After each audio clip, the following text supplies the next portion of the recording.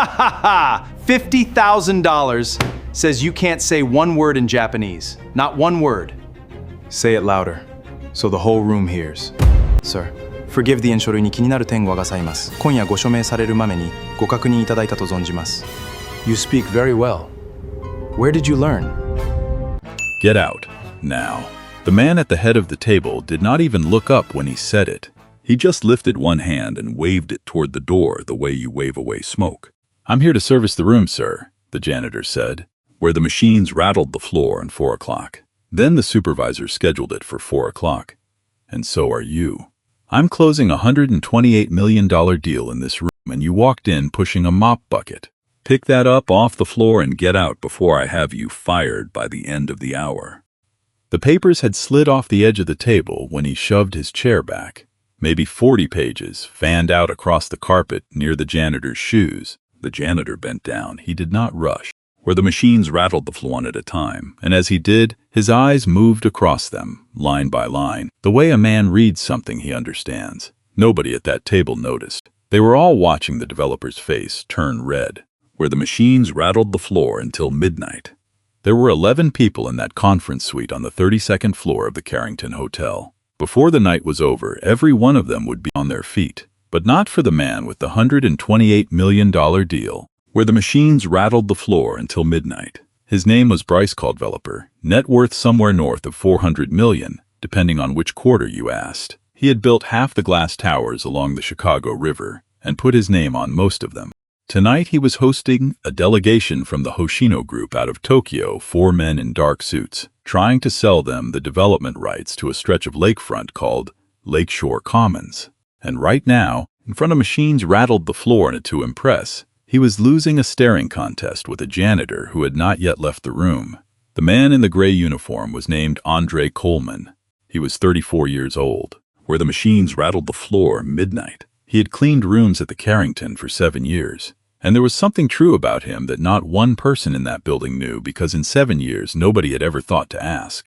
Andre straightened the stack of papers, set them gently on the corner of the table, and turned toward the door. He was 3 steps from leaving. He could have walked out, clocked out, gone home, and let the whole thing die in that room. Let Caldwell win. But the lead investor was talking, quietly, in Japanese, leaning toward the associate beside him, 2 short sentences, low enough that he assumed no one in the room could understand him. Where the machines rattled the floor until midnight. Andre had said, in Japanese, "This one talks about partnership, but he treats his own staff like furniture. I am beginning to wonder what he will treat us like once the ink is dry."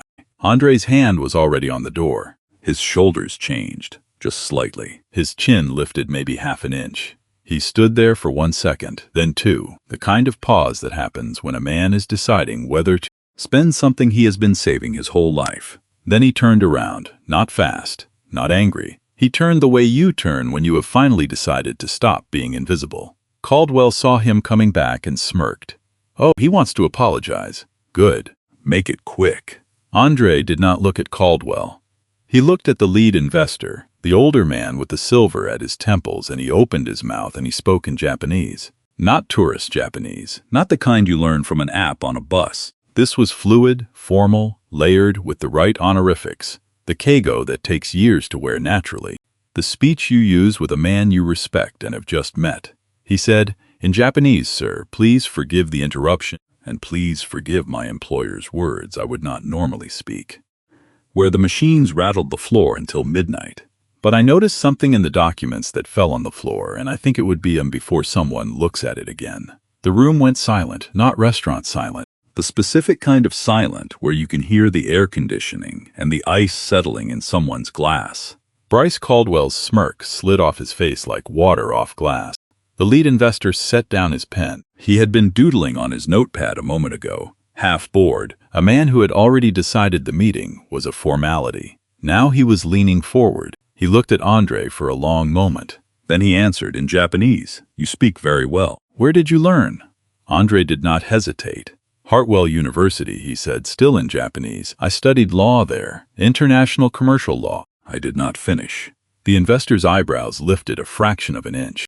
Caldwell finally found his voice, and it came out loud and brittle in English. "Okay, cute." He learned a few phrases off a language tape. He looked at his guests with a tight grin. They love it when you make an effort, right? Very charming. But this is a business meeting, and the help is leaving now. Andre turned to him then, calm, unbothered, like he had all night. Mr. Caldwell, he said in English, where the machines rattled the floor until midnight. Would you like me to translate what your guests have said to each other for the last 10 minutes? Because they've raised 3 concerns about your proposal. And from the way you've been nodding, I don't think you understood a single one of them. Nobody at that table moved. The lead investor looked at Caldwell, then at Andre, then back at Caldwell. He did not say a word. He did not need to. Where the machines rattled the floor until midnight, and Bryce Caldwell, who had not lost an argument in public in 20 years, sat there with his mouth slightly open and nothing coming out of it. The 40 pages of the contract sat on the corner of the table where Andre had set them. Where the machines rattled the floor until midnight, nobody had picked them back up. Everyone was looking at the man in the gray uniform.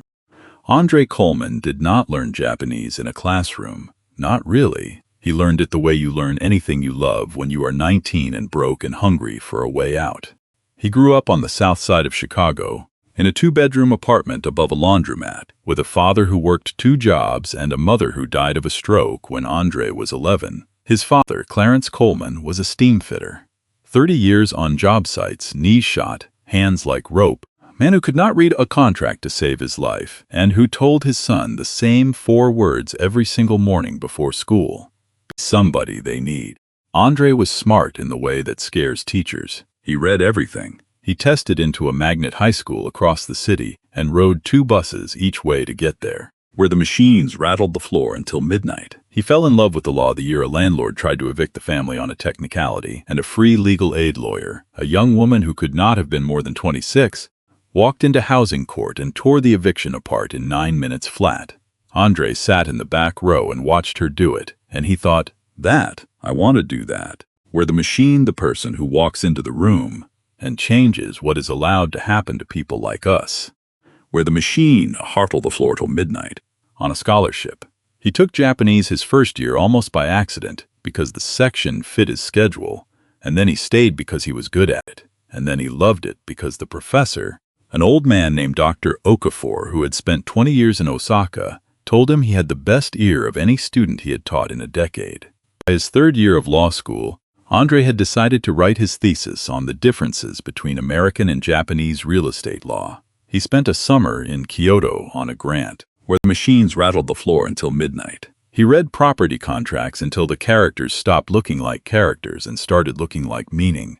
Where the machines rattled the floor until the monsters of one semester degree when his father fell. It was a 30-foot fall on a job that had cut corners on the scaffolding, and the company that owned the site declared bankruptcy 4 days later, and the insurance evaporated like it had never existed. Clarence Coleman survived. Barely. 3 surgeries, a shattered pelvis, a year in a wheelchair, and a bill that by the time it stopped growing, where the machines rattled the floor $1,000. Andre did the math the way you do math when there is only one answer. He left school in the middle of his final semester. He took the first job that paid the first week because the rent and the medical bills did not care about his GPA. The Carrington was hiring overnight housekeeping. It paid. He took it. That was 7 years ago. He never went back. There was always one more bill, one more month, one more reason the timing wasn't right. His father got better, then worse, then better again. The debt shrank by inches, and somewhere in those 7 years, where the machines rattled the floor until midnight, Andre stopped telling people who he used to be because the look on their faces when he told them was worse than the silence when he didn't. But he never stopped reading. Every night on his break in the staff room that smelled like burnt coffee, where the machines rattled the floor with a cracked screen, he read property law. He read the trade journals he could find for free. And every morning on the bus he put one earbud in, the one that still worked, and he listened to Japanese. News broadcasts, old lectures, because the law cost money to go back to, where the machines rattled the floor until midnight. But a language was free to keep. That was the man Bryce Caldwell had just told to pick the papers up off the floor. Caldwell did not get to $400 million by backing down when he was embarrassed. Where the machines rattled the floor until midnight. He got there by doubling until the other person quit first, so that is exactly what he did. He reached across the table, picked up the 40-page contract, and slid it down the length of the table toward Andre. right through a ring of condensation from someone's water glass. Fine, he said. You read law. You speak Japanese. Let's see it. Read me Clause 9. Translate it. Right now, out loud, in front of everyone. He was betting on something specific, and he knew exactly what he was doing. Conversational Japanese and written legal Japanese are two completely different animals. A man could grow up speaking a language, and man could choke on a contract written in dense commercial terms. Caldwell had seen people fold under far less. He leaned back, certain. Unless that's a little above your pay grade, he added. Which, let's be honest, everything in this room is. By now the meeting had an audience. The associate near the door had stopped pretending to take notes. Where the machines rattled the floor until midnight. One of the younger, halfway out of his pocket. Frank Delaney, the hotel's general manager, had appeared in the doorway, summoned by someone who'd whispered that there was a situation on 32, and he stood there now, very still, watching. Andre picked up the contract. He didn't snatch it. He lifted it the way a surgeon lifts an instrument, with no wasted motion. His eyes went down the page, not frantically, not slowly, with the steady rhythm of a man reading something in a language that lives in his bones. Then he started to translate, in English clear as glass. Clause 9, he said. Transfer of development rights. He broke it down. What triggered the transfer? What the Hoshino Group was actually buying, and what they only thought they were buying. Where the machines rattled the floor until midnight.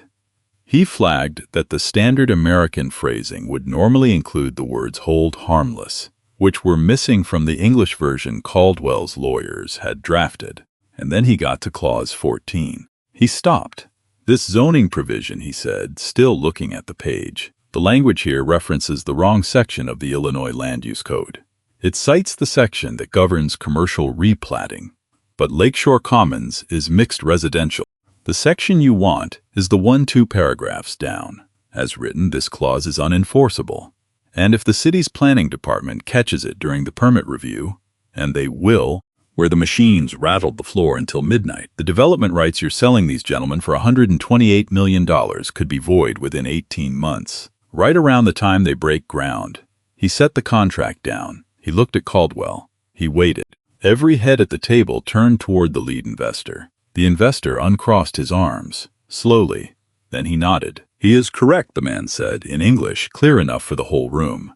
We raised this exact concern with your legal team last week, Mr. Caldwell. They told us it was nothing. They told us not to worry. Caldwell didn't answer. His jaw was working, but no sound came out. His hand lay flat on the table, where the machines rattled the floor until midnight. And he had been buying and selling property on 3 continents for 35 years. He looked at the janitor for a long moment. And something in his face was different now. It was not surprise. It was recognition. Caldwell's voice finally came back, low and tight as wire. Anyone can memorize a few zoning codes. He looked around the table for support that wasn't there. That doesn't make him a lawyer. That doesn't mean he belongs in this room. Nobody agreed with him, not out loud, not with a nod. The silence said all of it. Here is the thing about Bryce Caldwell that almost nobody knew. He was not born rich. He grew up in a trailer park outside Joliet, the son of a mother who cleaned other people's houses, and a father who left before Bryce could walk. He wore the same 2 little pairs of jeans through all of high school. He got laughed at for the holes in his shoes, and he never forgot a single laugh. He built everything he had from nothing, no inheritance, no connections, no degree from anywhere that mattered. Just nerve and timing and an absolute refusal to ever be the poorest man in the room again. That, more than anything, was why Andre Coleman terrified him. Not because Andre spoke Japanese. Not because he'd found a flaw in the contract. Because Andre broke the one rule Bryce had built his entire life around, where the machines rattled the floor until midnight. The rule that had pulled him up out of that trailer park. The rule was simple. There are people who serve, and there are people who get served, and the line between them is real, and it is permanent. Where the machines rattled the floor until midnight is that you never ever have to cross back over it. A man in a gray uniform with a mop bucket had just stepped over that line like it was nothing. And if the line wasn't real, then everything Bryce had told himself for 30 years about why he deserved what he had, all of it came apart. Where the machines rattled the floor until midnight, he went looking for the one person in the building with the power to make the problem disappear. He found Frank Delaney still standing near the doorway. "Frank," Caldwell said, pulling him into the hall, voice low and sharp, "your janitor just humiliated me in front of $100 million client. I want him gone, tonight. And I want it understood that if he isn't, I take my business and my friend's business to the Drake across the street, where the machines rattled the floor. No does the same." Frank Delaney had managed hotels for 26 years. He looked at Caldwell, and then he looked through the glass at Andre, who was standing quietly by the window now, waiting to be told what to do, the way he'd waited for 7 years. "He translated a contract your own lawyers got wrong," Frank said. "I'm not sure he's the one who should be leaving. I spend 200 grand a year in this building." Frank nodded slowly. Then he said something Caldwell did not expect. "I've run this hotel for 9 years, Mr. Caldwell. I have never once fired a man to make a guest feel better about himself." He held Caldwell's eyes. "I'm not going to start with the best employee on my overnight staff." Caldwell stared at him. Then he turned and walked back into the room without a word. Back near the service elevator, a man named Curtis Bell, the overnight supervisor, had heard the whole thing through the cracked door. He'd worked beside Andre for 6 years. He pulled him aside by the elbow. "You good?" Curtis asked, voice low. "I saw it. I heard what Caldwell said he'd do. Man's got money. He can make your life hard around here. You sure this is the hill?" Andre was retying the knot on his apron, hands perfectly steady. "He bet me 50 grand I couldn't speak Japanese, Curtis," I said, and pulled the knot tight. "He didn't bet I wouldn't." Curtis looked at him for a long second. Then he shook his head, not in disagreement, but in something a lot closer to awe, and he let go of his arm. "Word moves fast in a hotel.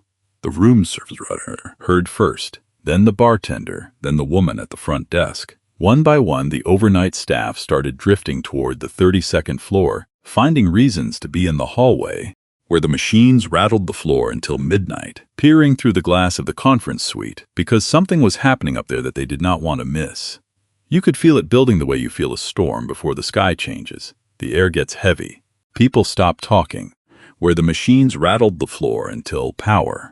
He had a phone full of people who could close doors with a single call, but up on the 32nd floor, in front of the only audience that mattered to him, he was losing something money could not buy back, where the machines rattled the floor until midnight, and some part of Max turned the whole room over. Hideo Nakamura called Frank Delaney back into the suite. He spoke quietly, the way a man speaks when he is about to ask for something he considers important. "Mr. Delaney," he said, "I have an unusual request. Would you permit Mr. Coleman to assist us as an interpreter for the remainder of this meeting? Not as a member of your staff, as a consultant." He paused. "Your employee understood our contract better than the firm Mr. Caldwell is paying $800,000. I would prefer to continue with his help." Frank looked at Andre. Andre gave one small nod. "He's all yours," Frank said, where the machines rattled the floor until midnight.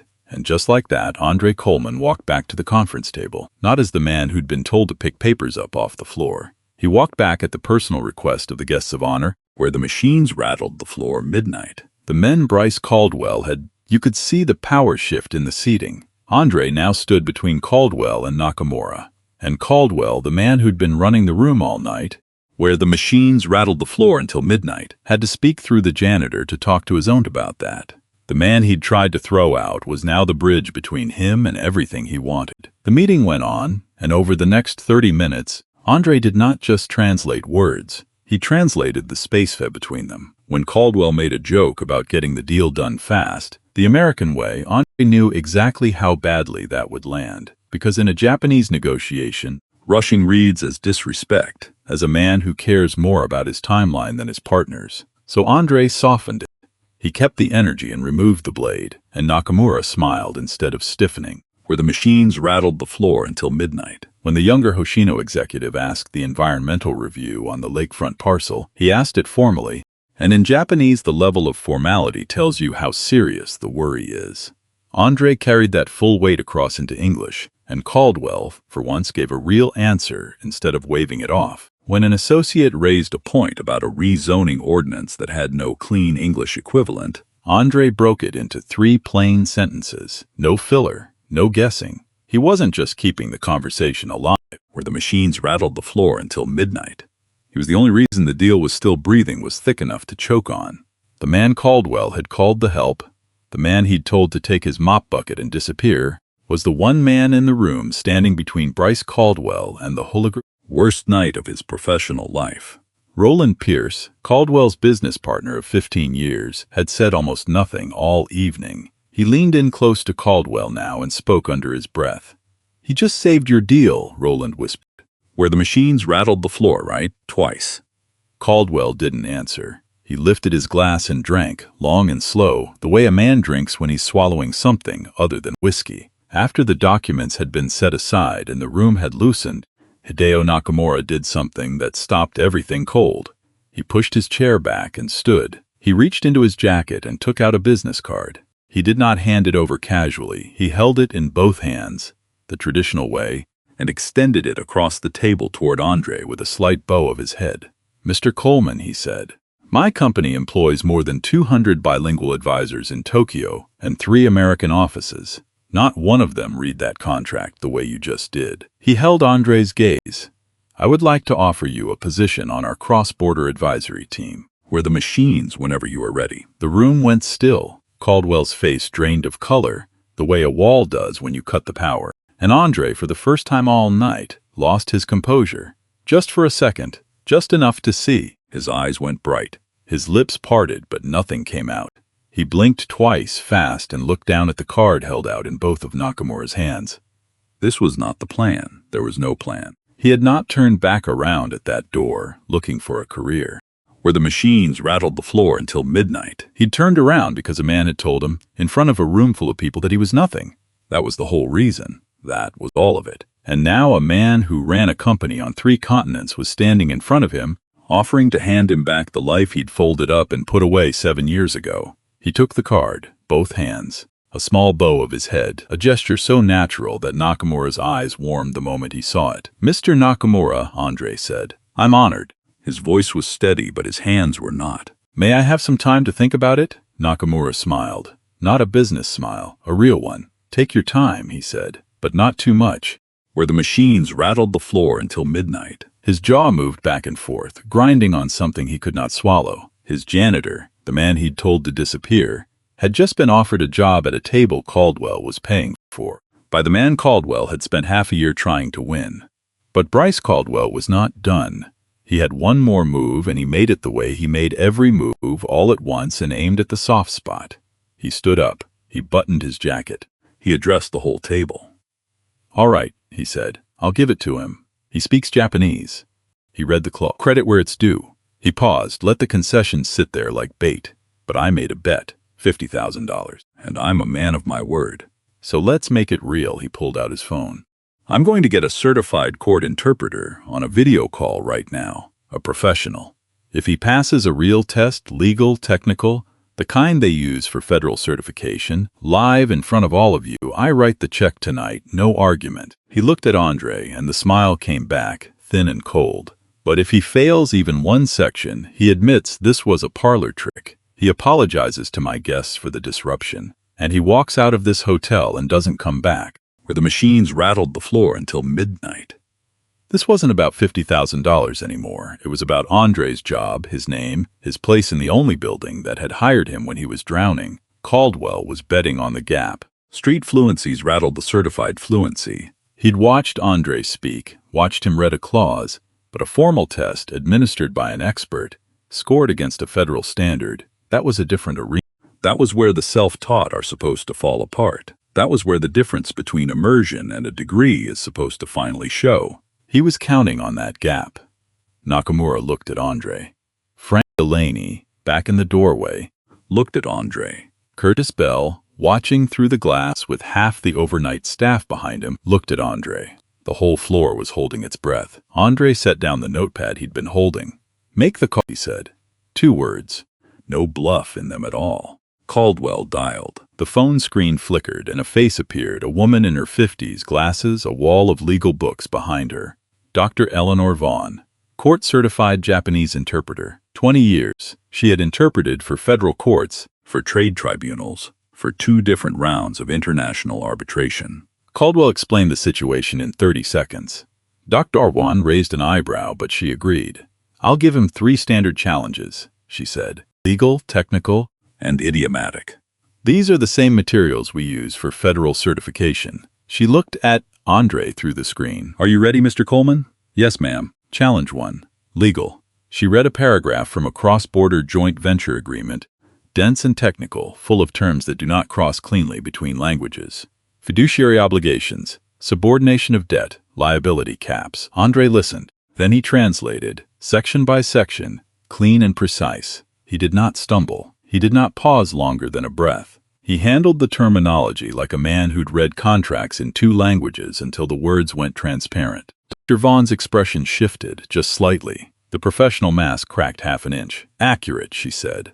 Excellent register. Caldwell did not move. Challenge 2. Technical. She read an engineering inspection summary from a Japanese construction firm, the kind of document where one misread character turns a load-bearing wall into a partition.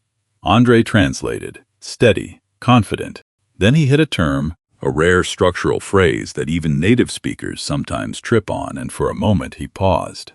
The room tightened. Caldwell leaned forward. This was it. This was the crack. Andre closed his eyes for 2 seconds. Then he broke the compound down, character by character, component by component, and rebuilt the meaning from the ground up, where the machines rattled the floor until midnight, the way a man does when he learned language. For the structure of the thing itself, differential settlement at the foundation footing, he said, secondary to soil liquefaction risk. Dr. Vaughn stared at the screen for a long moment. That, she said, is a term half my colleagues would have to look up. Caldwell's leaning forward posture slowly sank back into his chair. Challenge 3. Idiomatic and literary. Dr. Vaughn's voice changed, softer now, almost careful. This last one is above professional level, she said. I want to be honest about that. This is academic. She read a passage from a piece of classical Japanese prose, centuries old, layered with metaphor and historical allusion, the kind of text graduate students sweat over. Take your time, she said. Andre listened to the whole passage with his eyes closed and his hands still at his sides. When she finished, the room was so quiet you could hear the hum of the city 32 floors down. He opened his eyes. Translated, not word for word, where the machines rattled the floor until midnight, which would have been impossible. The weight, the image underneath the image. He found English that carried the same gravity as words written 1,000 years ago. He kept the poetry without losing the sense. When he finished, no one moved. Dr. Vaughn took off her glasses and set them on her desk. She spoke directly into the camera, where the machines rattled the floor until midnight. In 20 years of certified work, she said, I have never tested someone with this level of command who does not hold a degree in the language. Mr. Coleman, wherever you learned this, you learned all of it. The room let out a breath it had been holding. Nakamura closed his eyes and nodded slowly. The younger executive was whispering fast to the man beside him. Roland Pierce rubbed his forehead like a man recalculating 15 years of assumptions, and Bryce Caldwell sat perfectly still. Then he reached into his jacket and took out a checkbook. He didn't do it gracefully. He didn't smile. He opened it, uncapped his pen, and wrote in silent, slow strokes, where the machines rattled the floor until midnight, the handwriting of a man paying for something he never believed he could owe. He tore the check free and set it on the table, $50,000. It landed next to the corner of the contract, the same 40 pages he'd slid across the table to humiliate a man he'd called to help. Andre looked at the check. He did not pick it up. He looked at Caldwell instead, and when he spoke, his voice was quiet. I'm not going to take your money. Where the machines rattled the floor until midnight, he said. The room bid shifted. That a man who cleans your conference rooms couldn't be worth anything to you, Andre said. You were going to lose $128 million on a clause your own lawyers signed off on. Where the machines rattled the floor until midnight. He slid the check back across the table, the same path Caldwell had sent the contract down an hour before. You're going to keep your money, and you're going to remember that the cheapest thing in this room tonight was you. Then something started in the corner. Roland Pierce stood up, Caldwell's own partner, the man who'd sat silent through the whole evening. He stood, and he began to clap, slow, deliberate. Each clap landing like a period at the end of a sentence. Nakamura stood next, then the 2 associates, then Frank Delaney from the doorway, then Curtis Bell, and behind him the room service runner and the bartender, where the machines rattled the floor until midnight. and the woman from the front desk who had no reason to be on the 32nd floor except that she could not stay away, the hallway filled. Within 30 seconds, every person on that floor was on their feet, where the machines rattled the floor until midnight.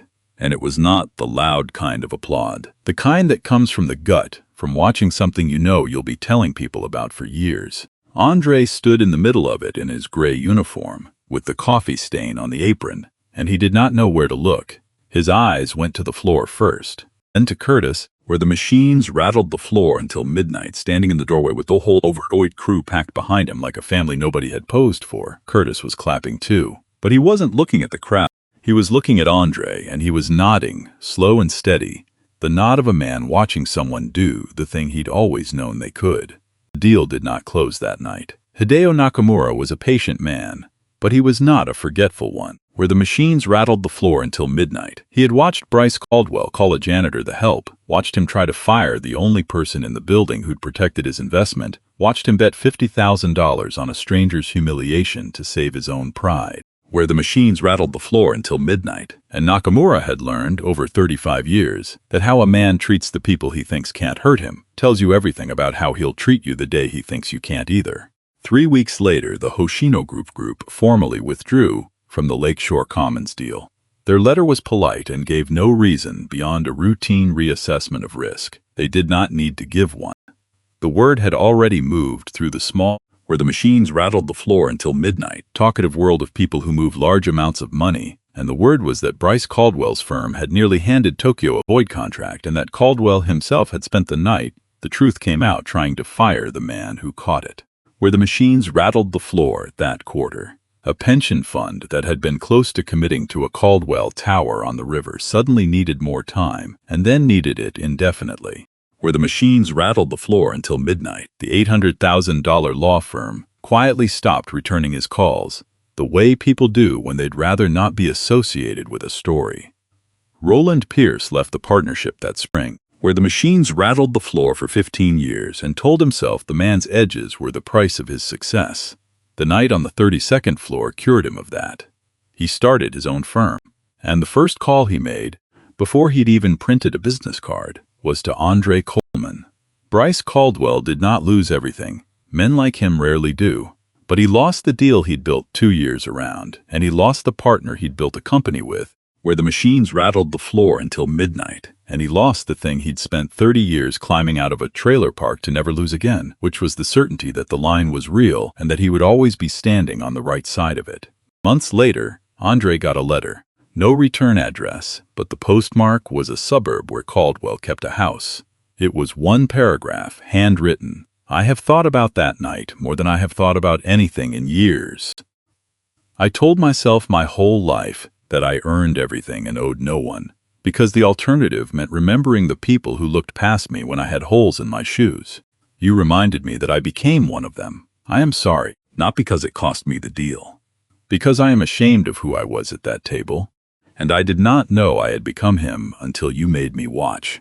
It was signed only with his initials. I. Coleman went back to Hartwell University that fall to finish the one semester he'd left undone 7 years before. Hoshino covered the tuition, not as a favor, Nakamura was careful to say, but as a recruitment cost, because they fully intended to hire him the day he passed the bar. He finished in a single term. He sat for the exam the following July, where the machines rattled the floor until midnight, in a gymnasium full of people of still half his age. His father came to the graduation in a wheelchair, in a suit Andre had bought him, and when they called the name Andre Coleman, where the machines rattled the floor until midnight, and could not quite manage it, so he just lifted both hands over his head and held them there, and a man behind him helped steady the chair while he did it. Andre took the job, but not the one in Tokyo, where the machines rattled the floor's new firm, working cross-border real estate deals. The kind where one wrong clause in one language can cost someone everything. He was good at it. Where the machines rattled the floor until midnight, he was good at it the way you're good at something you nearly lost the chance to ever do. And the first thing he did with his first real paycheck before he paid down the last of his father's debt, where the machines rattled the floor until midnight, before he moved out of the apartment over the laundromat, he called it the Clarence Coleman Fund after his father, where the machines rattled the floor until midnight.